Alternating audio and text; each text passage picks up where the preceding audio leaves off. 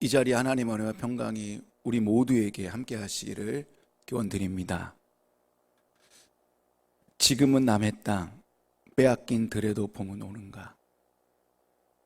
그러나 지금은 들을 빼앗겨 봄도 빼앗기겠네.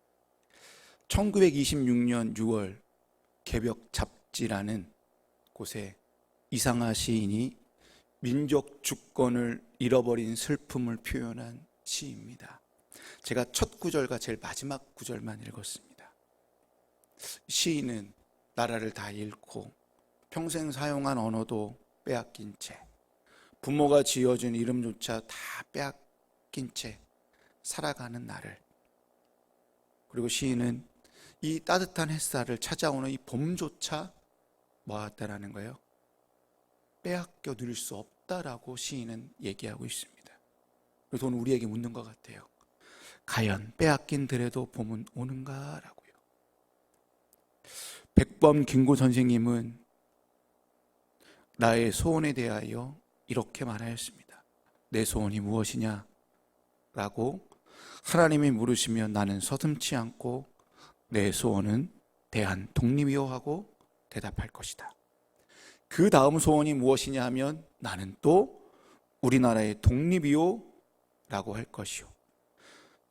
또 그 다음 소원이 무엇이냐 라고 물으면 세 번째에도 나는 소리 높여 나의 소원은 우리나라 대한의 완전한 자주 독립이요 라고 대답할 것이다 라고 얘기했다라는 것입니다. 우리나라 믿음의 선조들은 지금으로부터 125년 전 1896년 9월 3일자의 독립신문 논설에서 보면 하나님을 상주님이라고 부르면서 다음과 같이 기도하였습니다. 높으신 상주님, 자비로운 상주님, 국률이 보소서.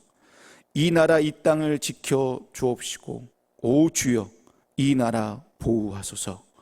홀로 한 분이신 만왕의 왕이여 찬미 받으소서. 이때부터 일제의 소나기에 서서히 침식당하여 우리의 조국을 잃어버릴 것 같으니까 신앙인들이 목마르게 외쳤던 기도이며 호소의 내용입니다. 이러한 기도가 쌓이고 쌓여 좀 전에 말씀드린 백범 김구 선생님의 나의 소원처럼 우리 모두의 소원이었던 빼앗긴 들에도 드디어 봄이 오고 말았다라는 것입니다. 오늘 본문 말씀을 보시면 예수님께서 예루살렘 도성을 보시고 우셨다라고 시작하고 있습니다. 여러분, 예루살렘이 어떠한 곳입니까? 하나님의 도성이라는 닉네임이 있는 곳입니다. 평화의 도시 또는 샬롬의 도성이라는 뜻을 가지고 있습니다. 그런데 예수님의 눈에서는 그곳이 더 이상 평화의 도시가 아니었습니다. 오히려 그곳은 살인과 부정, 부패가 가득하였고 하나님의 정의와 공의가 다 사라진 지 오래되었고 우상 숭배와 거짓과 음란으로 가득한 도시가 되어버렸습니다. 종교는 어떠합니까? 이익과 권력에 맞들려 타락하여 돈과 권력에 손을 잡고 추구하였습니다. 이 당시 종교 지도자라고 말할 수 있는 대제사장직을 로마 총독이 임명하다 보니 대제사장직이 되고 싶으면요 그냥 로마 총독에 가서 돈과 뇌물을 바쳐서 가장 거룩한 성직을 뭐 했다라는 거예요? 돈을 주고 샀다라는 겁니다. 사내들이 의회는 어떻습니까? 백성들을 대변한 의회 기구가 부유한 사두개파 사람들이 장악하여 백성들을 위한 법 집행보다는 자신들의 경제적 이익을 지키기 위하여 법을 집행하였다는 것입니다. 오늘날 정치와 종교와 다를 바가 하나도 없습니다. 성전은 어떠한가요? 성전에서 매일 예배드리고 매일 기도하는 곳인데 그곳이 오히려 돈과 명예와 권력을 탐하는 자들의 강도의 소굴로 변했다는 것입니다. 여러분, 가장 거룩해야 될 성전마저 예수님 당시에는 가장 추한 것, 속된 곳으로 변해버렸습니다. 늘 하나님의 말씀이 살아 역사하고 경청해야 될 예루살렘이 하나님의 말씀을 경청하지 않습니다. 마치 불러도 외면하고요, 아예 못 들은 채 합니다. 그래서 하나님이 어떻게 합니까? 하나님의 말씀을 전하려고 예언자들을 숱하게 보냈는데요, 그들을 다 죽이고요, 하나님께 거역한 땅이 되고 말았습니다. 주님은 이러한 모습을 보면서 탄식하며 이렇게 외칩니다. 누가복음 13장 34절에 있는 말씀입니다. 예루살렘아, 예루살렘아, 예언자들을 죽이고 내게 파송된 사람들을 돌로 치는구나. 암탉이 제 새끼를 날개 아래에 품듯이 내가 몇 번이나 내 자녀를 모아 품으려 하더냐냐. 그러나 너희는 그것을 원하지 않았다. 주님은 예루살렘의 이름처럼 평화의 도성이 되기를 기다리고 기다렸지만 오히려 더 죄악의 도성이 되는 것을 보시고 탄식하듯이 눈물을 흘리셨습니다. 성경에서 주님이 눈물을 흘렸다는 것이 딱 2번 나옵니다. 요한복음 11장에 보시게 되면 나사로의 죽음 앞에서 울고 있는 그 누이들인 마르다와 마리아 자매를 보시면서 주님이 눈물을 흘리셨습니다. 그러니까 오늘 본문과 요한복음 11장에서 주님이 2번 눈물을 흘리셨는데 그걸 언어적, 헬라어 언어적으로 보면 확연한 그 의미가 좀 다릅니다. 나사로의 죽음과 마르다와 마리아 자매가 슬피 우는 현장의 눈물은 남의 딱한 처지를 동정할 때 나오는 눈물이라는 거예요. 근데 오늘 본문에서 나오는 주님의 눈물은 이 강렬한 감정을 억제하지 못하고 소리내어 통곡하듯이 엉엉 우는 것이었다라는 겁니다. 주님은 미래의 장래를 생각하면서 예루살렘 성을 보시자 깊은 감정 속에서 주체할 수 없는 눈물을 흘리면서 대성통곡하였다는 겁니다. 그리고 주님은 이렇게 말씀하십니다. 42절에서 44절 말씀인데요, 3번역입니다. 오늘 너도 평화에 이르게 하는 일을 알았다라면 좋았을 터인데 그러나 지금 너는 그 일을 보지 못하는구나. 그 날들이 너에게 닥치리니 너의 원수들이 토성을 쌓고 너를 에워싸고 너를 사면에서 제어들여서 너와 내 안에 있는 내 자녀들을 짓밟고 내 안에 돌 한 개도 다른 돌 위에 얹혀 있지 못하게 할 것이다. 이것은 하나님께서 너를 찾아오실 때를 내가 알지 못했기 때문이다. 여러분, 예언의 말씀인데요, 참으로 슬픈 말씀이에요. 누구나 듣기 싫은 말씀이라는 거죠. 나라가 망하겠다라는 거예요. 모든 사람들이 다 짓밟힌다라는 거예요. 곧 다가올 이 심판의 장면을 이제 불과 주님이 이렇게 예언하고 난 뒤에요, 40년도 돼 지나지 않아서 주 70년경에 이 비극이 역사적으로 일어났다는 것입니다. 로마의 디도 장군이 병사들을 끌고 예루살렘 성 안에 진입하였습니다.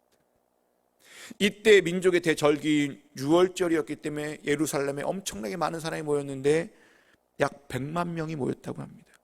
그들을 다 학살하였습니다. 로마 군대의 마지막까지 싸웠던 열심 당원들은 도망가다가 천혜인 요새인 마사다에 모여서 마지막까지 목숨을 걸면서 끝까지 저항하였습니다.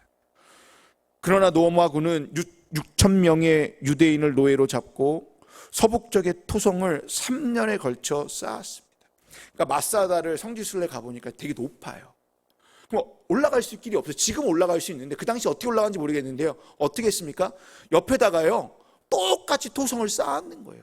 마치 우리나라가 당나라가 쳐들어왔을 때에 평양성에 이렇게 성을 쌓는 것처럼 똑같이 토성을 쌓았다라는 거예요. 그 시간이 3년이나 걸렸다라는 거예요. 그리고 마사다 요새의 디도 장군 일당들이요, 이제 진격하기 바로 직전입니다. 이때 이스라엘의 엘리아자르 벤 야이르 장군이 거기 남아있는 약 960명의 군사와 가족들을 다 불러 모아서 비참하게 호소를 합니다. 우리는 하나님의 백성으로 자유를 얻어 애굽에서 여기까지 왔습니다. 우리가 로마의 노예나 포로가 되었으니 우리가 로마의 노예나 포로가 되느니 스스로 목숨을 끊는 것이 더 현명합니다.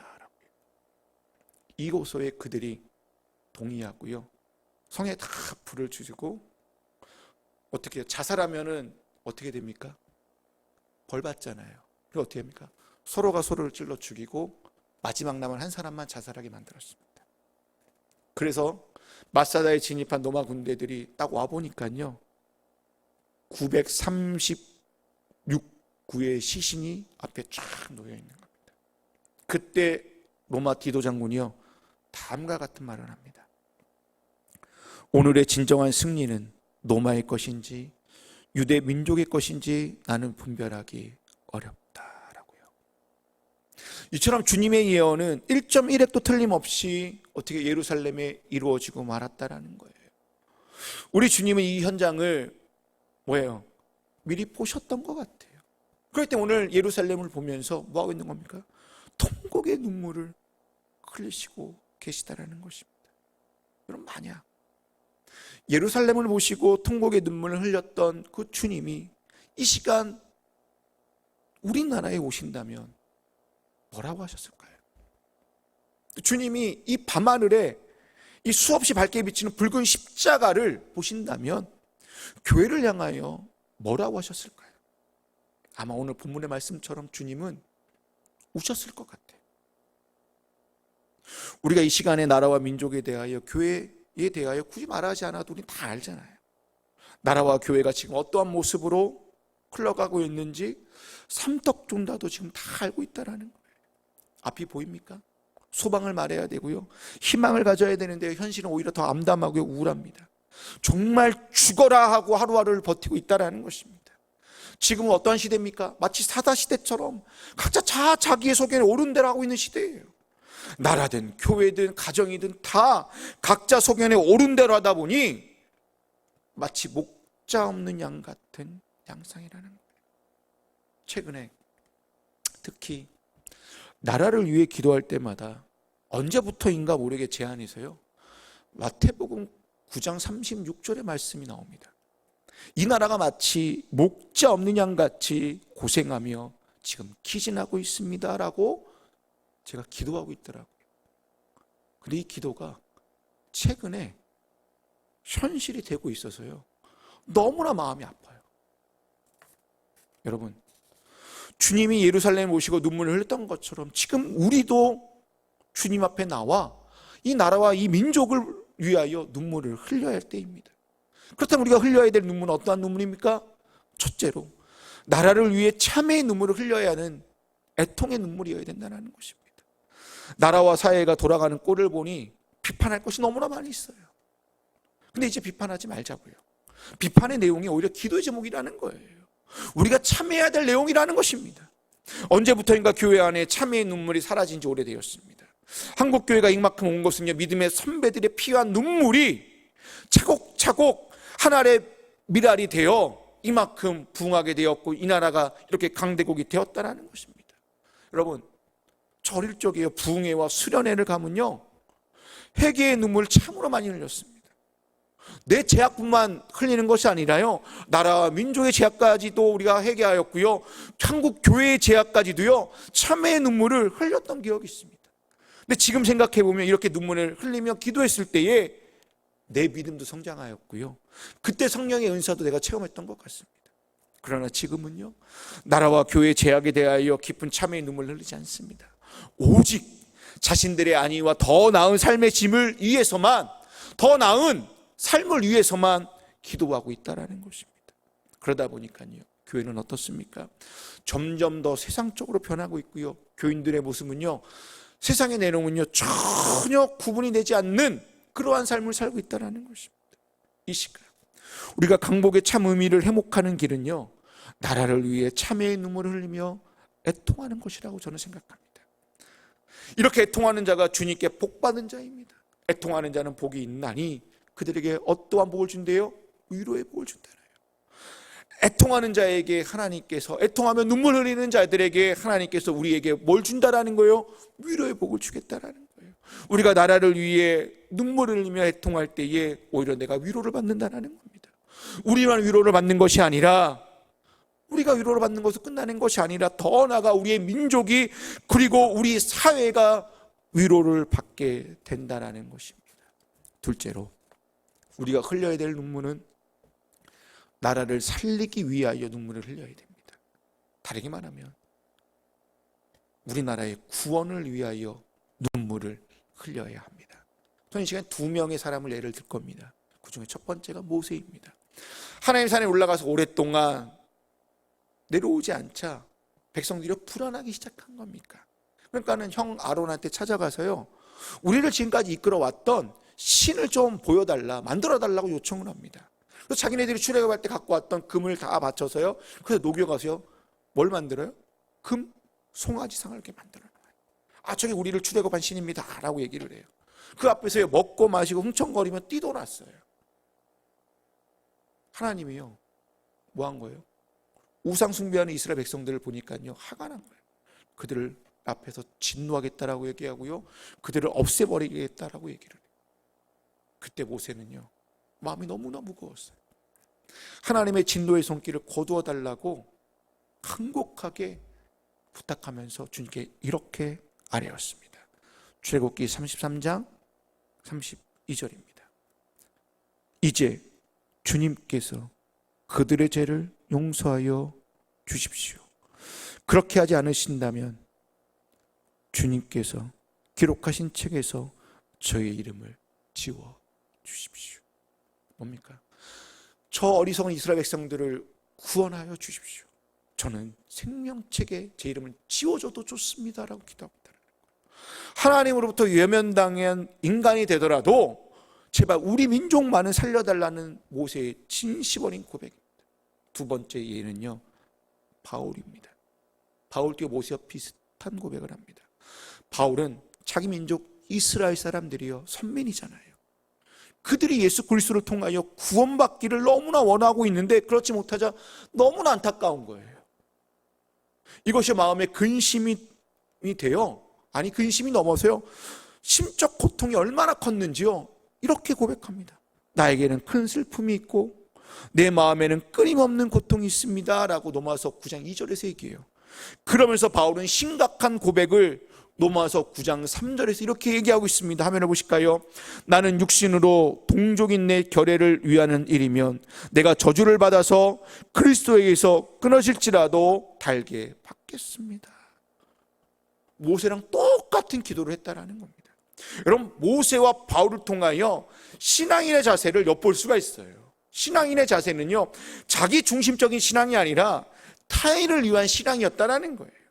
독일의 신학자 보네퍼는 기독교인들을 가리켜요, 타자를 위한 존재라고 했습니다. 이것이요, 교회로 적용한다면 타자를 위한 교회라는 거예요. 여러분, 타자를 위한다는 것이 무엇입니까? 다른 사람들을 살리기 위해, 그리고 그들을 구원하기 위한 존재라는 것입니다.